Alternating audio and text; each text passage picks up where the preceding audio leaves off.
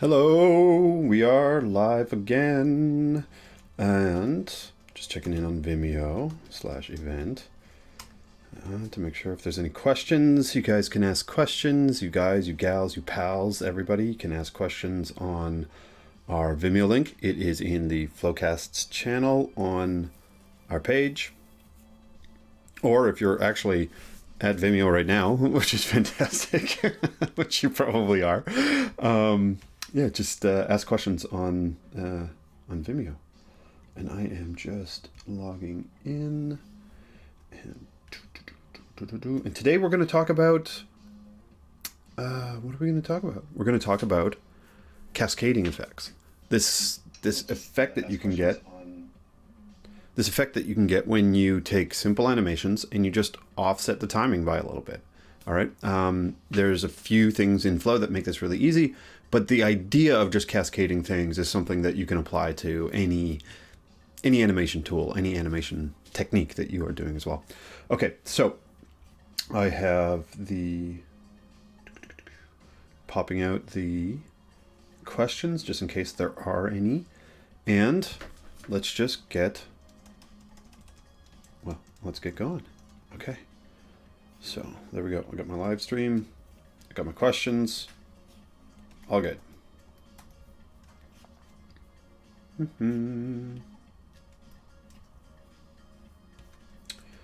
Live stream questions. All good.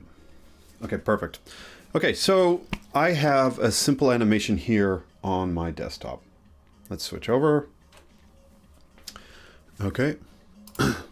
And it looks just like this.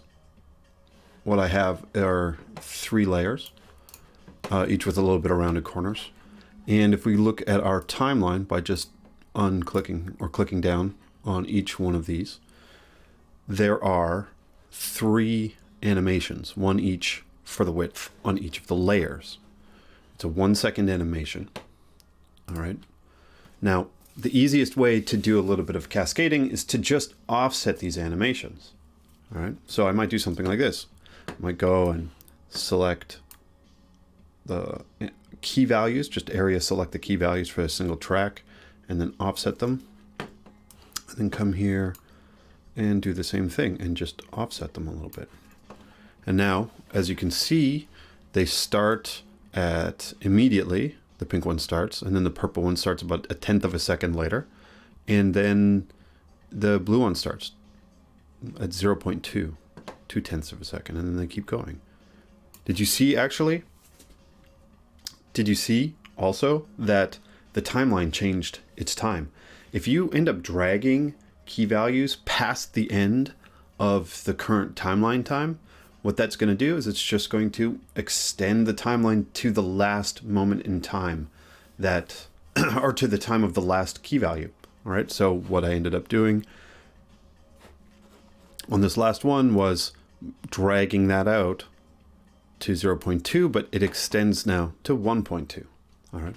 So let's just hit play. Okay. There's our animation, right? Exact same animation as before, but this time it's just got a little bit more style because we're animating one and then the other. Now, that's a really easy technique. What we did is we grabbed all the key values for each frame and then we moved them out. You know, another thing I could have done if I had chosen is I could say select them all and come up to the top right here and just preserve the duration, and then I could offset the beginnings by doing something like that as well. And then coming back down here, selecting them all, making sure that that duration is locked, and then saying that that's going to be 0.2. So there's a couple different ways that you can get, that you can just offset animations manually. Pretty easy stuff, right?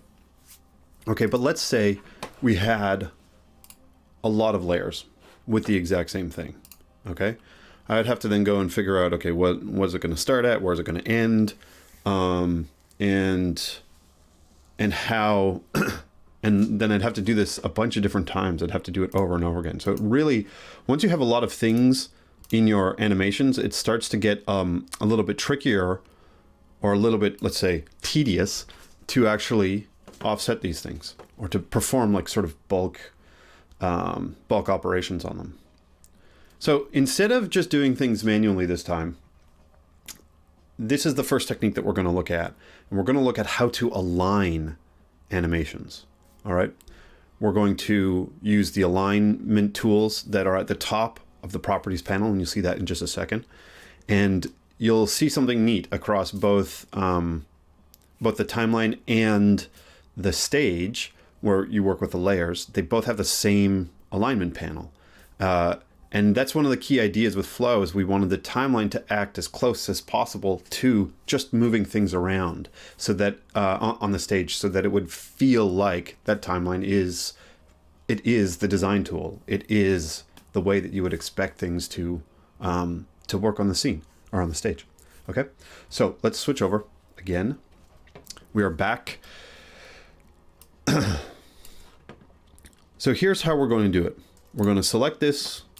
We're going to select all of these like that. We're just going to shift them over a little bit. And then we are going to shift. We're going to press shift while clicking the last key value of every track. That's going to add it to our selection. And we're just going to move things over a little bit. Okay, see, now we get this really jagged sort of starting points, right?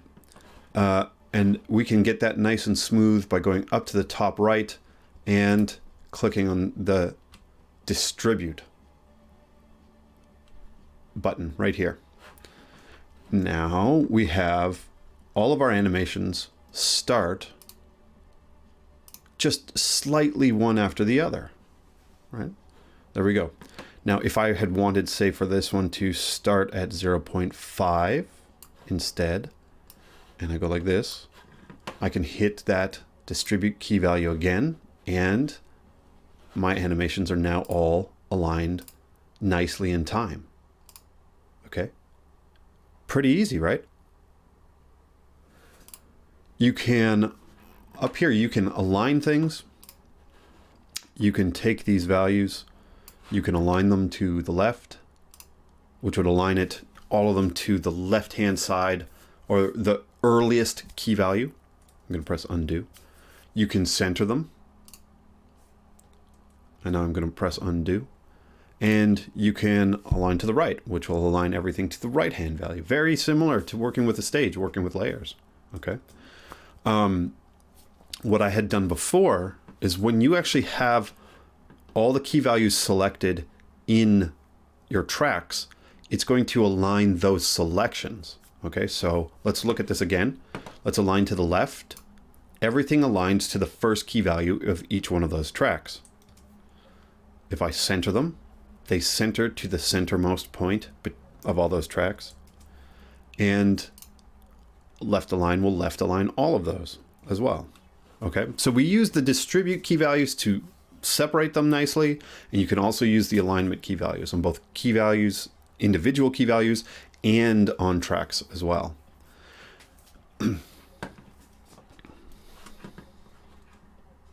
Where this starts to get really interesting is when you have multiple properties of things, and you're aligning and you're playing with the alignment and the timing of multiple properties at the same time. So let's have a look at this one right here. This is an animation where it looks like there's 3 circles growing. Okay. What it is, again, is we are working with layers. And each one of those layers has a width, a height, and a corner radius animation. So a width, a height, and a corner radius animation. Okay.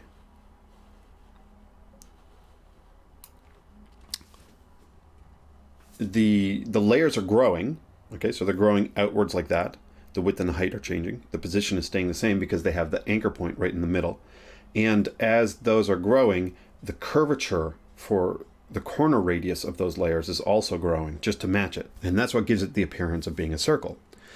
Now, when we start offsetting these things, you'll have these very simple animations that you can see right now. But once you start offsetting the width and the height and the corner radius all at the same time, you're starting to get some interesting effects that would be really hard to sort of imagine and just create manually. All right. Let's see. Let's go back.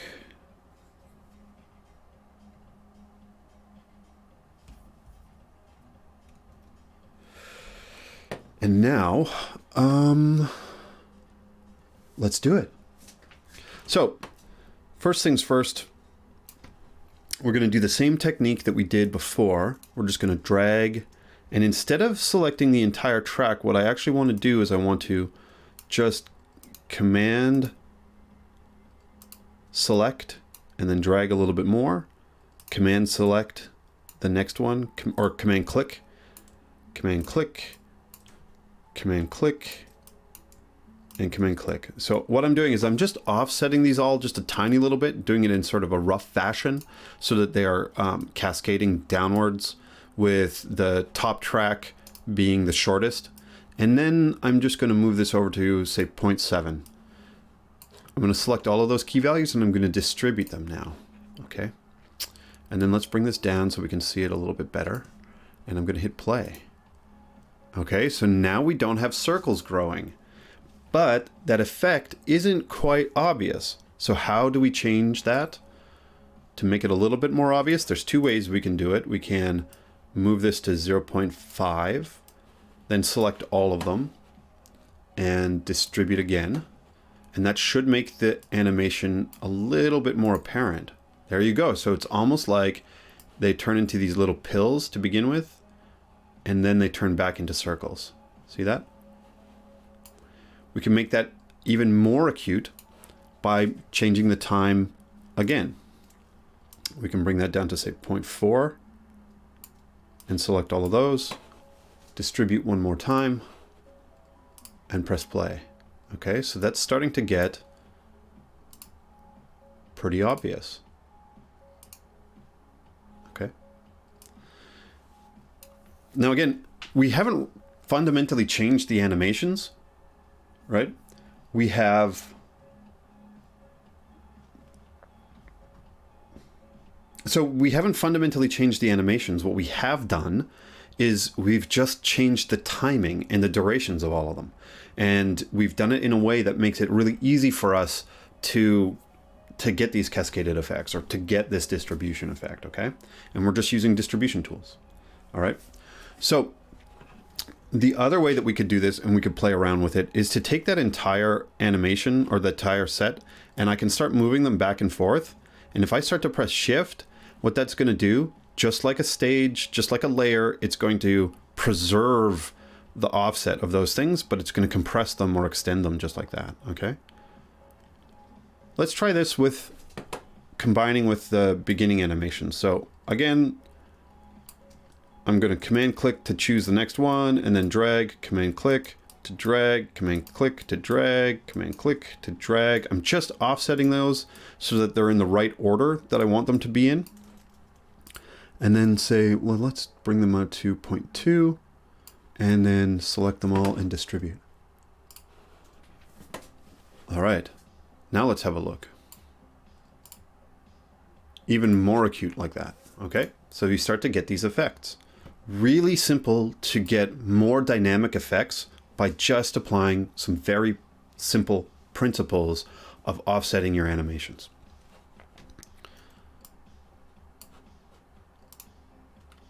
And we can even do that same trick as we did before. We can even try something crazy like that and see what this does. Okay, boom, boom, boom, boom, boom, boom, boom, boom. All right. Now, if you had just looked at this, or if I had looked at this and thought to myself, like I see something like this on Dribble, it would be really hard to try and conceive of how to do that. And that's one of the really nice things about being able to experiment quickly with timing, about being able to just like randomly move things around, shuffle things, undo, redo, and then play with that timing really easily. This is, I don't know, this is really cool because you can start to uncover these aesthetics that would otherwise be really, really difficult to achieve. Okay, so there's one last thing that I would like to talk about before we close off for the day. I'm going to undo and undo and undo and undo, and just, I'm going to go right back to the beginning of this. well, instead of undoing, I'm just going to align everything to the right. Okay.